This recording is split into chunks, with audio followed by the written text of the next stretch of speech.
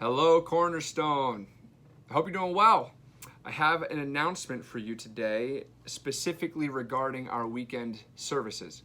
So we know that many of you still have not come back yet, and for those of you who are vulnerable and it's still wise, you think, for you to stay home and continue to watch online, I want you to know we miss you.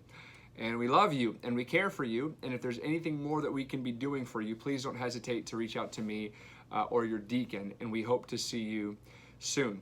For those of you who have thought, just right now we've got a lot of kids or they're long services or we're not sure, I want to encourage you to come back and let you know that our elders met again this week, and we're trying to be really intentional and thoughtful about how specifically during this unique time we can be family friendly and thoughtful and intentional about our services.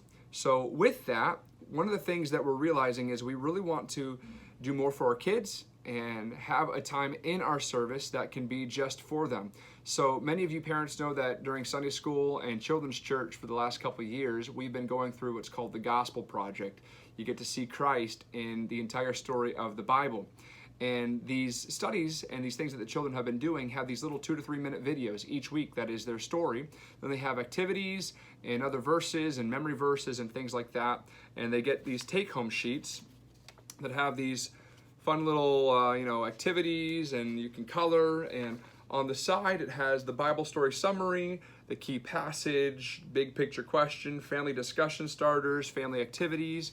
And so what we want to do beginning this Sunday is be more intentional with our children and have them be a part of our service.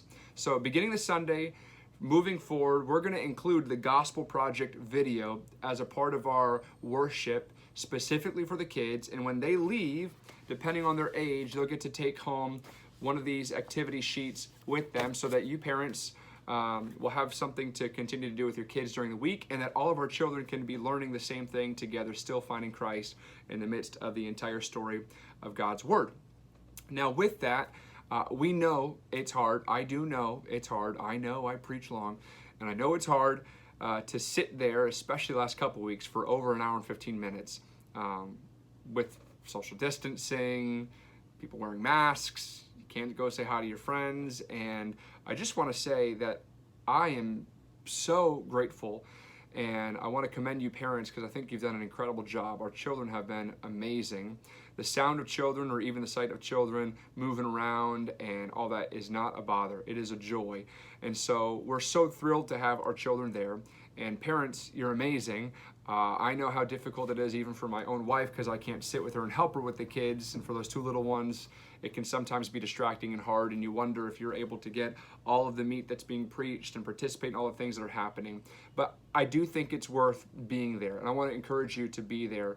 And so for those of you who have maybe come and like, man, this is long, etc., I want you to know we've talked as elders and really want to be thoughtful, not caving to like the expectations of man, not watering down the message, but during a unique time, wanting to be thoughtful and intentional and family friendly. So we're going to be focusing on having our services be right around an hour, including our kids as a part of it. And if there's further things that need to be discussed from our text, we can pick it up the following week in that sermon, or I can even do a video midweek that will help clarify some things or answer questions or go further in some points.